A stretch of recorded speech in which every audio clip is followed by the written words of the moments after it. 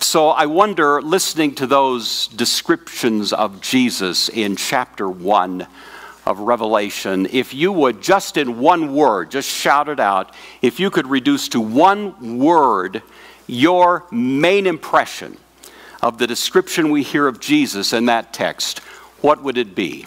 What word? Anybody? Awesome. Holy. Overwhelming. Majesty. Glorious. Wonderful words. Excellent. If you're ever driving through Spokane, we hope you'll stop and spend a little money on your way, heading out to Ritzville, you know. But as you're heading out I-90 west, just as you're leaving town, the freeway looks like it's heading right through a church. That's the church I attend. I've been a member there for 35 years. It's First Presbyterian Church. The freeway just takes a little bend to the left and barely misses it. Originally, they planned to build the freeway right through the church and move the church. Some voices rose up in protest at attacking that classic building in Spokane. So anyway, you'll see it there on the right as you're heading west. Well, if you're paying attention, about a half a block before you reach the church, you'll see this mural painted on the side of a brick building in downtown Spokane. This is the view from the freeway. I don't know, I've never been able to figure out who exactly was responsible for sponsoring this particular piece of art, but the original work was provided or was produced by a fellow named Pat Mavenko Smith. And whoever this person was thought it would be meaningful to take simply a reproduction of that and put it on the side of this building. Mr. Smith was attempting to combine two descriptions of Jesus that we find in the book of Revelation.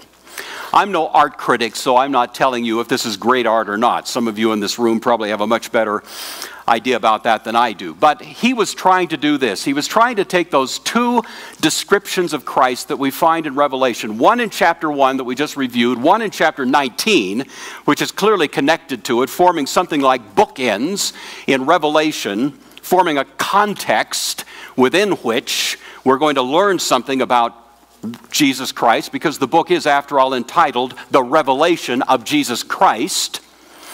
And he tries to combine the imagery in those two, and this is what he came up with. His head and his hair are white like wool, as white as snow. His eyes are like blazing fire. His feet are like bronze glowing in a furnace. His voice is like the sound of rushing water. Out of his mouth comes a sharp sword. His face is like the sun, shining in all its brilliance. Of course, you know in chapter 19 we have the horse included, so hence that is included there as well. I suspect that if I could ask the same question to you about the fundamental descriptive adjective that would probably be most important with respect to a description of God throughout the Scripture, we might come up with some of the same words that we were suggesting a moment ago. What would it be? What would be the central word if we had to reduce it to one thing? Some of your minds may go to Isaiah chapter 6. In the year that King Uzziah died, I saw the Lord sitting on a throne, high and lifted up. The train of his robe filled the temple. Seraphim stood above him, each having 6 wings. With 2 he covered his face, with 2 he covered his feet, with 2 he flew. One called out to the other and said, what? Holy, holy, holy is the Lord of hosts. The whole earth is full of his glory. This is, by the way, my church. It was built in about 1910. It's one of the great downtown structures there in Spokane. I've been there for many years. I taught for some years a class that was called the Communicants class. Sorry, my clicker's going the wrong way. Over eager. Communicants class, as you may know, is a course that was offered kind of a simplified, systematic theology for young people in their late junior high or high school, early high school years. preparing them to become full members of the church, to stand up in front of the congregation, to own their faith, and so on. As part of that course, I would take the kids on a little bit of a tour of this magnificent building. And one of the stops we would make along the way, is you can hardly see it here because it would be at night, and this is kind of a nighttime image of the sanctuary. This course would take place in the evening. There'd be nobody there. And I'd say to the kids as we're about to go into the sanctuary, okay, you guys, I want you to just not so much look at this room, but I want you to feel this room. Just be quiet and let's just kind of walk into this space and experience it. And so we'd go in, go down the central aisle actually. The place is empty, you know, the lights are low. Sit down on the front row. Maybe for a couple of minutes I just let them sit there in silence. Then I ask the question, so what do you think? What are you feeling? My favorite answer was one young man who said, quote, "It's kind of spooky." Kind of spooky. I think he wanted to say something else, but he didn't quite have the vocabulary at his disposal to really articulate quite what he wanted to say, because it was something more or different than simply being spooky. But that was the best he could come up with at the time. It may have been that he was prompted in that opinion by something you cannot see in this slide, but is located where the white circle is, right at the base of the pipes of the pipe organ. And if I blew that up a little bit, I hope you can read that. It's a plaque, and it says, "Holy, holy, holy."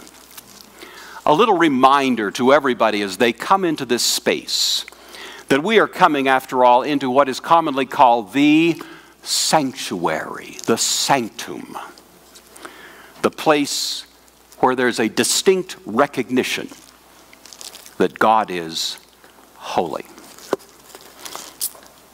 And I would submit to you, and I hope most of you would probably have already given the answer, that if we had to ask the question, what's the most fundamental term that's used in the Bible to give us a sense of who God is and what He is, we would say He is holy, holy, holy.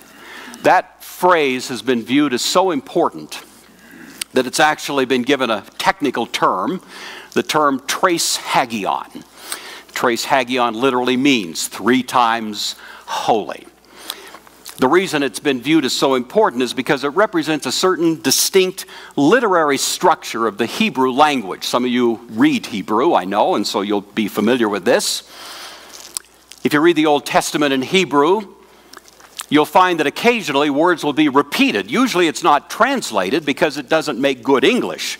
In English, we have other ways to emphasize a word. We can underscore, italicize, capitalize, do various things that our technology allows us to do. But in ancient Hebrew, if they wanted to emphasize a word, they would simply repeat it. A young Jewish man wants to write a letter to his girlfriend, communicate his affection. He might say, "I love you." But if he really wanted to drive the point home, he might say to her, "I love you." Or he might say, "I love you, you know." And that would be very common. Emphasis. In the Old Testament and in the Hebrew language, occasionally, a word would be elevated to the point where you might say, you should view this word as having no greater possible emphasis. It's being elevated to the highest level of importance. And in that case, the word would not simply be repeated, it'd be repeated twice. That is to say, it would be stated 3 times. And of course, as you're well aware, there's no word in the Bible describing God that is ever treated that way. It's only said of Him that He's holy, holy, holy. That has been so deeply inscribed in the Christian DNA that I think you'll agree with me, it virtually shows up at every corner in our Christian parlance. Some of you brought a book to this gathering, and you would call it what? the Holy Bible. We don't call it the joyful Bible, the loving Bible, the peaceful Bible, the righteous. We call it the Holy Bible. If I said, hey everybody, I'm going to take you on a field trip tomorrow to the Holy Land, where do you suppose we're going? Las Vegas? Atlantic City? You all know where the Holy Land is, and you know that in the midst of the Holy Land is a city that was called the what? Holy City. And if we were living in the ancient world and went to the Holy City, we'd be looking for a place that was called the Holy Place. And in the conception of the presence of God in this world, the ancient Jewish people believed the most concentrated expression of that presence was in a little cubicle inside that called the Holy of Holies. And there was holy time. If we're going to worship God, it's a holy festival or it's a holy Sabbath. And of course, maybe most importantly, the continual command, you shall be holy, for I am holy. I think we all have an intuition that there is some kind of feeling state that is aroused by the presence of the holy. It's what my young friend was groping for when he used the word spooky, but there may be better words at our disposal. C.S. Lewis, in his classic little volume, The Problem of Pain, which I heartily recommend. And by the way, if you don't remember a thing that I say, which is very probable, then I hope you'll at least make a note of the books I recommend. They are worth the price of admission, at least as far as my part of this is concerned. And so, the first of these is this book by C.S. Lewis. If you have not read it, you should, especially you who are in pastoral ministry or otherwise engaged in dealing with people who are going through painful circumstances. Lewis treats the problem of pain. And in this first chapter of that book, he gives a most interesting kind of thought exercise. And I hope my eyes are good enough to read it. It's actually better up here. I'll see how I do. I'm going to do it this way. Is that okay? So this is C.S. Lewis in the first chapter of this book. In all developed religion, we find three strands or elements, and in Christianity, one more. The first of these is what Professor Otto calls the experience of the numinous. Those who have not met this term may be introduced to it by the following device. Suppose you were told there was a tiger in the next room. You would probably feel fear. But if you were told there's a ghost in the next room and you believed it, you would feel indeed what is often called fear, but of a different kind. It would not be based on the knowledge of danger, for no one is primarily afraid of what a ghost may do to him, but of the mere fact that it is a ghost. It is uncanny rather than dangerous. And the special kind of fear it excites may be called dread. With the uncanny, one has reached the fringes of the numinous. Now suppose that you were told simply, there's a mighty spirit in the room, and you believed it. Your feelings would then be less like the fear of danger, but the disturbance would be profound. You would feel wonder and a certain shrinking, a sense of inadequacy to cope with such a visitant, and prostration before it. An emotion which might be expressed in Shakespeare's words, quote, under it my genius is rebuked. This feeling may be described as awe, and the object which excites it, the numinous.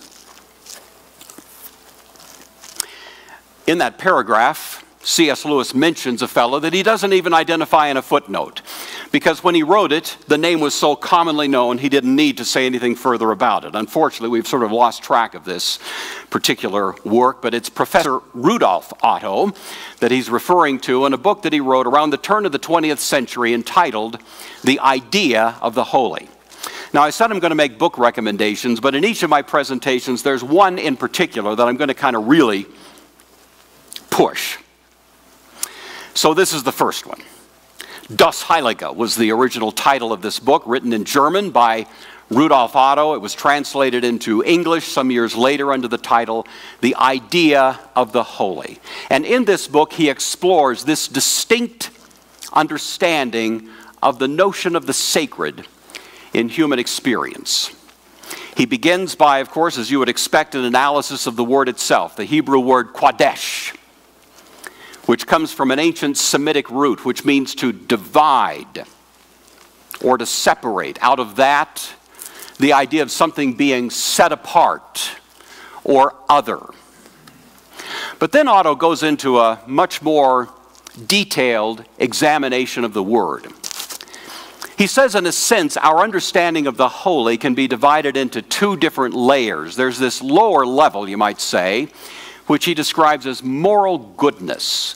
Well, if you say somebody is holy, then of course, part of what we understand in that is this person has moral virtue. But then he says, aside from that, there is this kind of mysterious additional quality, which is not quite so easy to wrap words around.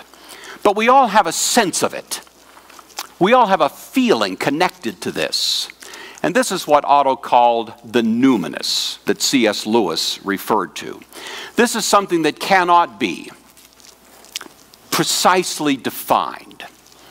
But it's necessary. It's something notwithstanding that we kind of have an intuition about. Otto says, I shall speak then of a unique numinous category of value and of a definitely numinous state of mind, which is always present whenever the category is applied. This mental state is perfectly sui generis and irreducible to any other, and therefore, like every absolutely primary and elementary datum, while it admits of being discussed, it cannot be strictly defined. Every one of you in this room has some sense of what this is. And yet we all, I think, would agree that our attempts to describe it in words would be difficult at best. However, Rudolf says even though the numinous is difficult to describe, it is possible to wrap words around that emotion that we feel, and what Otto coined as a term that became classic in theological usage is the little phrase mysterium tremendum. Maybe you've heard that. Mysterium tremendum. This is an emotion. It is a peculiarly distinct human emotion aroused only in the presence of that which is perceived to be holy. And this is really where he spends the lion's share of his effort in this book. The experience of the mysterium tremendum is something you'll find scattered through the scriptures. If you're looking for it, it shows up virtually on every page. Hints of it are there. I just gave you chapter 1 of John's Apocalypse. John sees this vision of Christ, and what does he do? He doesn't say, oh, hey, Jesus, nice to see you again. It's been a while, pal. You know, remember that time we were at the Last Supper, and that was a nice time. Oh, what does John? He falls on his face as though dead. Isaiah, there in the temple in chapter 6, as he's being commissioned to be a prophet to Israel, sees the Lord, holy, holy, holy. What's his response? Woe is me. I'm undone. I'm a man of unclean lips. I tell you, that man Isaiah had never spoken one word that would blaspheme or take in vain the name of his Lord since the day he was born. But now he feels he's a man of unclean lips. He dwells among a people of unclean lips. Why does he feel that way? Because my eyes have seen the King, the Lord of hosts. If you read theological contributions throughout history, you'll find that virtually every theologian worth his or her salt has addressed this issue. Augustine described it. Thomas Aquinas described it. The Reformers all refer to this. The Puritans had a lot to say about it, and many others. One of my favorites comes from Calvin. The first couple of chapters in his Institutes, he gives this language. Listen to these words. Hence that dread and amazement with which Scripture uniformly relates. Holy men were struck and overwhelmed whenever they beheld the presence of God. When we see those who previously stood firm and secure, so quaking with terror that the fear of death takes hold of them. Nay, they are in a manner swallowed up and annihilated.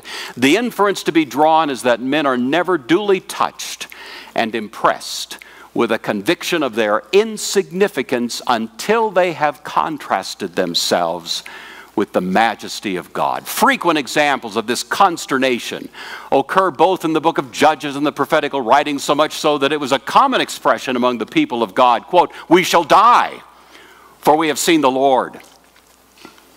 Hence the book of Job, also in humbling men under a conviction of their folly, feebleness, and pollution, always derives its chief argument from descriptions of the divine wisdom, virtue, and purity, nor without cause.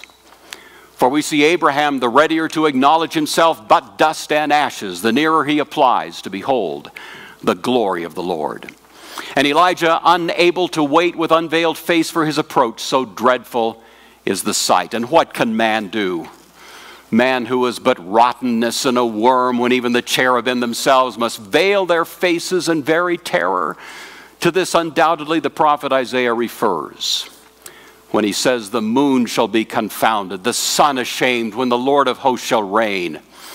That is, when he shall exhibit his refulgence and give a nearer view of it. The brightest objects will, in comparison, be covered with darkness.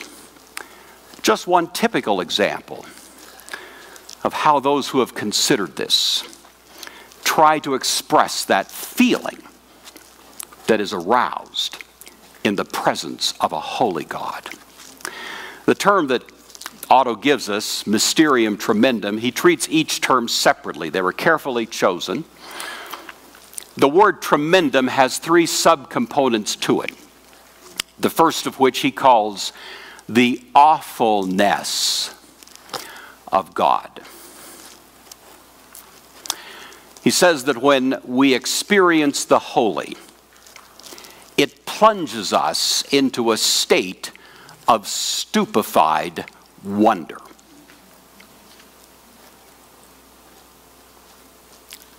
He says the most common physiological expression of that is trembling. Hence the word tremendum. And he notes how frequently there are reports of people in a true state of worship trembling. I was just reading this morning, as it turns out, the text in 1 Samuel, in which Samuel is going to the town of Bethlehem. He's going to anoint one of the sons of Jesse. He doesn't know which one yet, as you know. And we hear that the elders of the town of Bethlehem came out to meet Samuel trembling at the presence of this holy man. Some of you know the prophet Habakkuk, that complaining prophet who in the year 608 or so, shaken by the recent death of King Josiah, the good king, who in a kind of moment of misguided judgment went out and confronted Pharaoh Necho on the field of battle at Megiddo, trying to prevent Necho from going up and rescuing the Assyrians in Carchemish. For Pete's sake, what did Josiah have to do with that? No dog in that fight, but there he is, fighting Necho. He's killed on the field of battle, and Habakkuk, tormented by what's just happened, begins to raise his complaining voice because he sees through his prophetic lens that God is going to raise up the Babylonians to be an instrument of chastisement against the people of God. And he says, how can you judge us using those less righteous than we? And you feel the kind of fury in his complaint until chapter 3 arrives, when God actually appears to Habakkuk. And then he says, when I heard, my body trembled. My lips quivered at the voice. Rottenness entered my bones. I trembled in myself. The people of God back in Exodus chapter 20 received the 10 Commandments. In the run-up to that, chapter 19, we hear the sound of the trumpet was very loud, so that all the people who heard it trembled. The psalmist, Psalm 119, my flesh trembles for fear of you. I'm afraid of your judgment. Psalm 114, tremble, O earth, at the presence of the Lord, at the presence of the God of Jacob. By the way, were you there when they crucified my Lord? Were you there when they crucified my Lord? Were you there? Sometimes it causes me to tremble. Tremble. Tremble. The second element that Rudolf Otto mentions in connection with the holy is what he calls the overpoweringness of God. Now, you English teachers in the room know there is no such word, in the English language. But when you're translating from a language with the precision of German, you have to do a little inventing along the way, and so that's the word that they came up with. This was, as he describes it, the overwhelming sense when you are in the presence of the holy that you are but dust.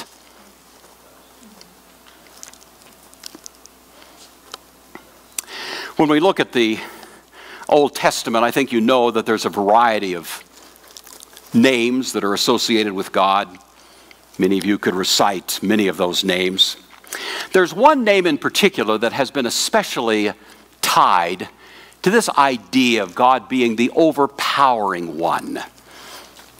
It has its roots in an ancient Semitic phrase meaning to thunder. And it means literally the God who thunders, or the God who overpowers or overwhelms, or even in a more brash sense, the God who bullies.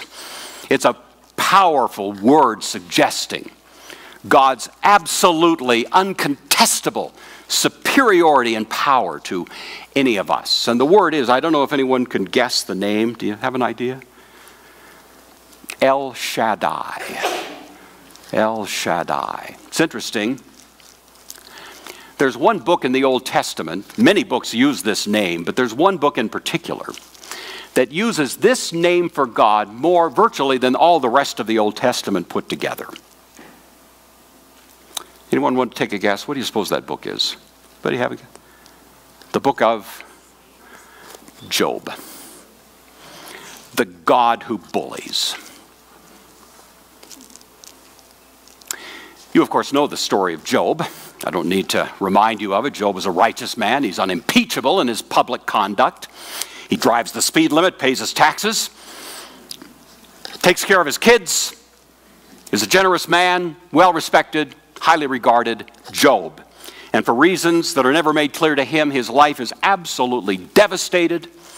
All of those, what seem to be the effects of a righteous life, are taken away from him. And he's left completely without anything that had once been his station in life. And three friends come and try to say to him, look, Job, let's get real.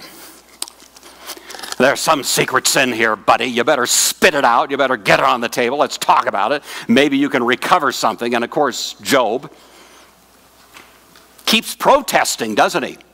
What have I done? How come I've wound up in this situation? I don't deserve this.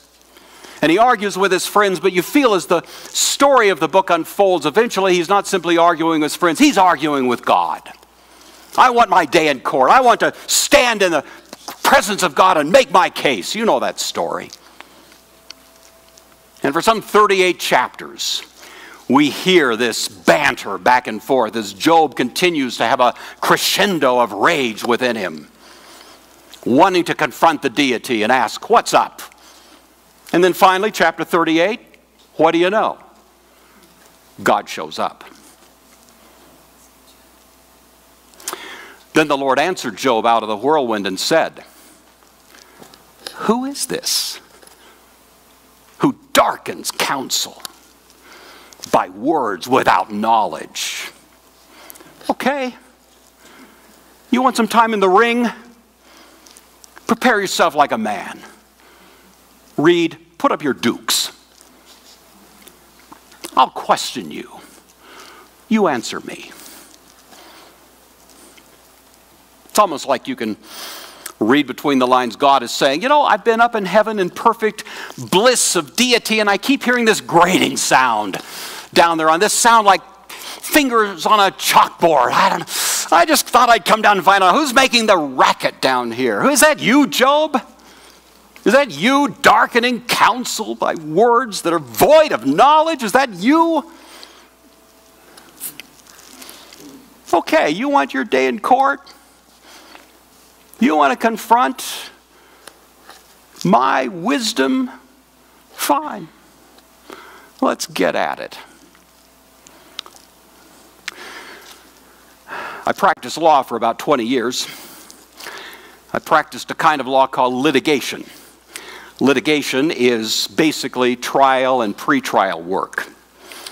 So I would prepare for and do trials. And of course, the heart of the matter was, as one law professor said in class one day, the heart of the matter is cross-examination. This individual said, the test of a trial lawyer is how effectively can you cross-examine a hostile witness. That's what it's all about. And I took that to heart, and I did quite a few cross-examinations over the years. Some went well, some not so much. But, you know, I did my best. But I'm going to suggest to you this hypothesis.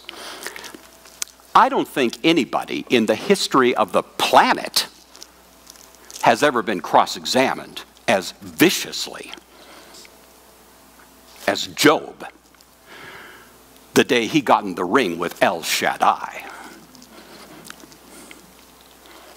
Where were you when I laid the foundations of the earth? Tell me if you're so smart.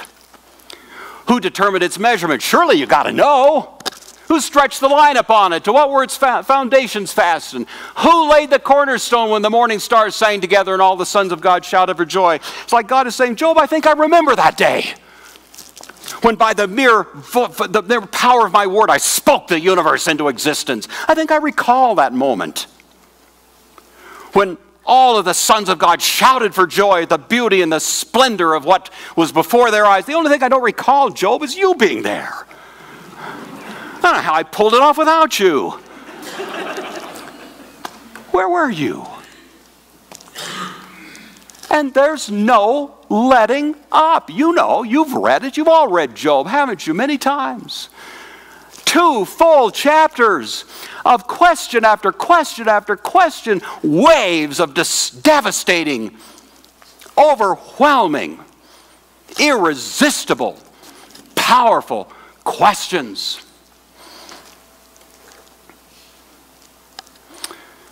We wind up with this from God. Moreover, the Lord answered Job and said, shall the one who contends with El Shaddai correct him?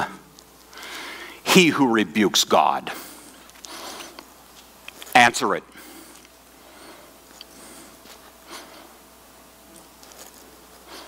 Well, now, wait a minute. You know, Job was the one who was just saying a few chapters ago, I want my day in court.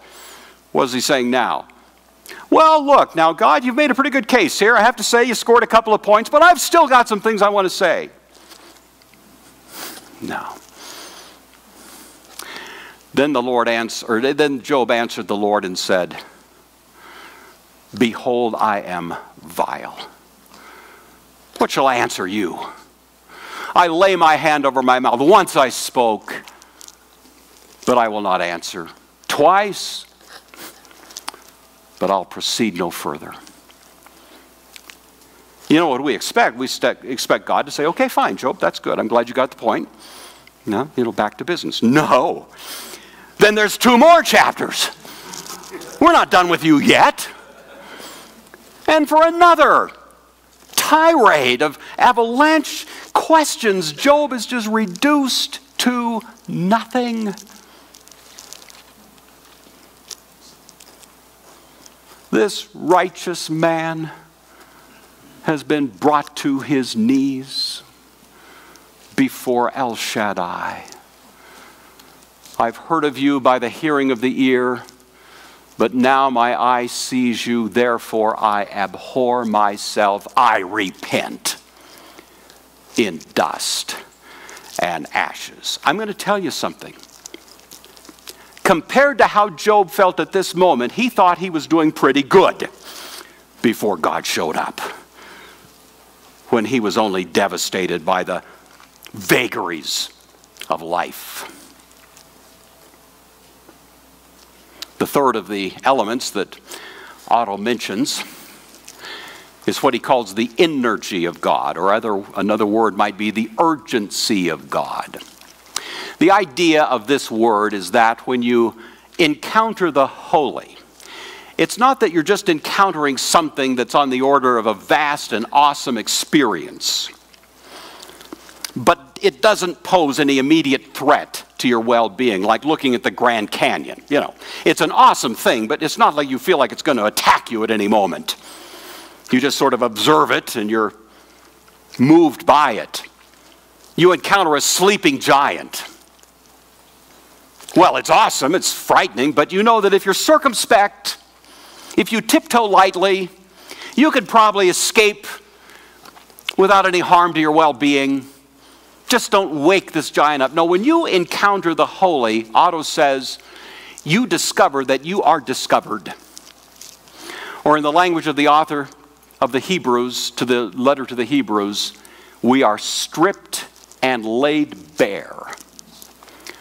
There are no secrets. The white, hot, examining gaze of the Holy One sees the innermost content of our hearts, and it is exposed in technicolor, and there is no place to hide. Now, I'm just to be honest with you. You know, most of us are thinking, well, if that's the experience of the holy, where's the exit? You know, this is traumatic in the extreme, and you don't know why anybody would remain in the presence of such a one. But then Otto adds this other component, what he calls the mysterium. And by this he means something of what he calls fascination.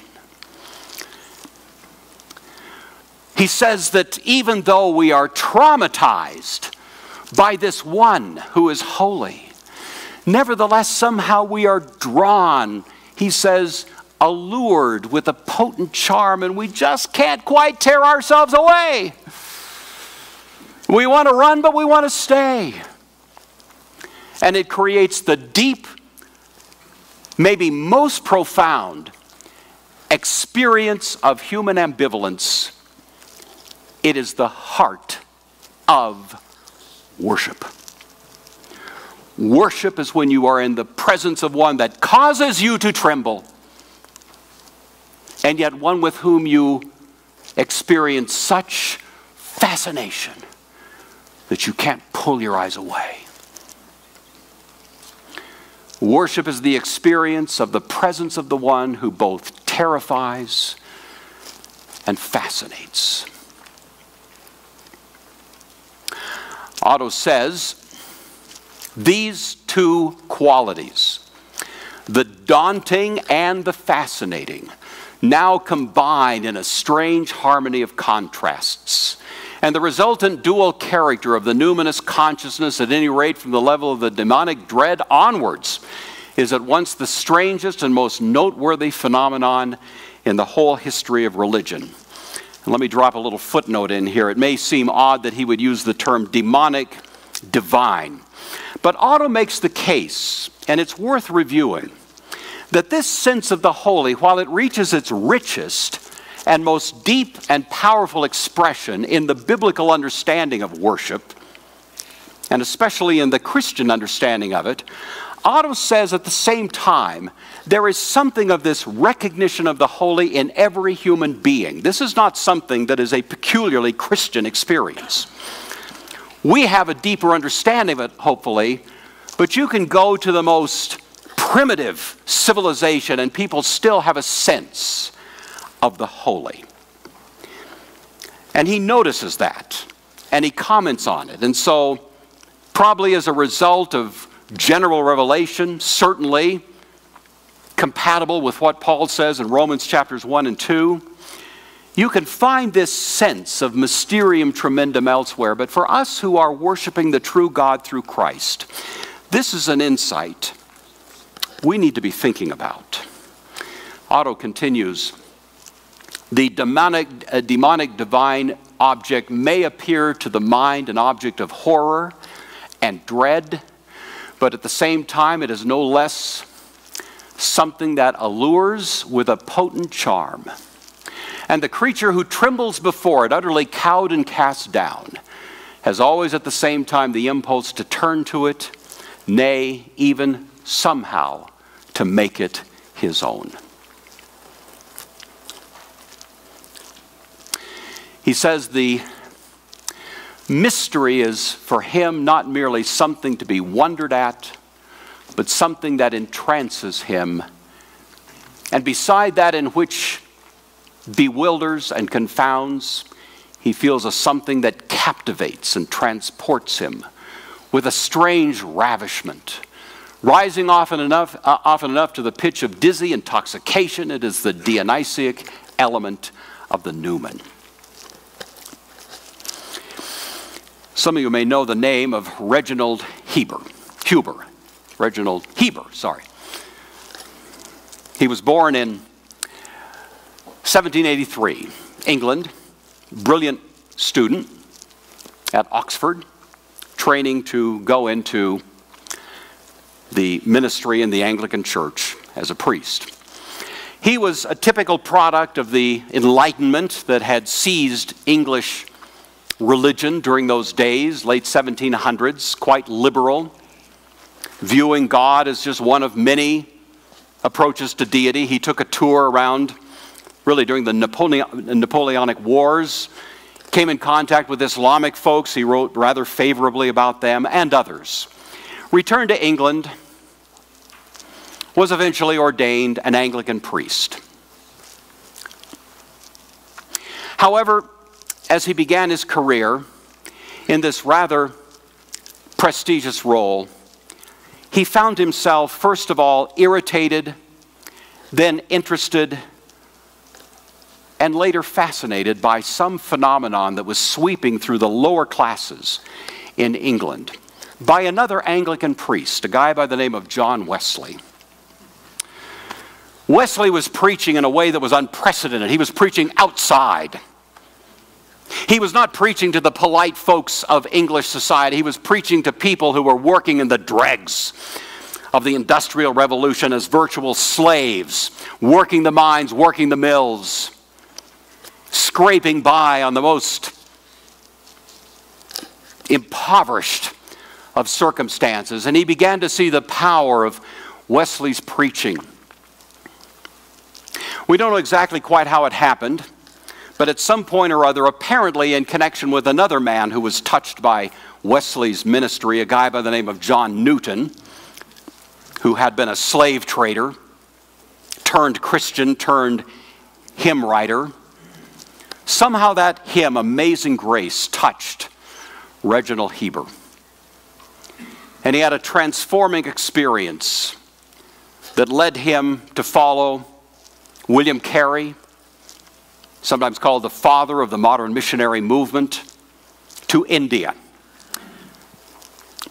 Reginald Heber left the Anglican priest position that he had with all of its lovely accoutrements and perks, and went off where he died at age 43 in India. Before he left, he wrote a hymn that somehow captured something of what he discovered in that moment.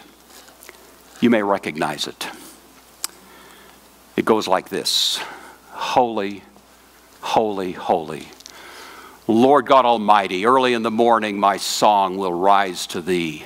Holy, holy, holy, merciful and mighty God in three persons, blessed Trinity. Holy, holy, holy. All the saints adore thee, casting down their golden crowns around the glassy sea. Cherubim and seraphim falling down before thee, which wert and art and evermore shall be.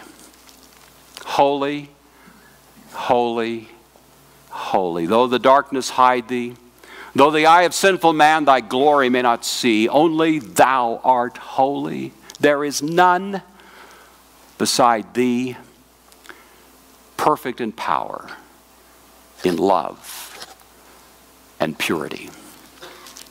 Holy, holy, holy, Lord God Almighty.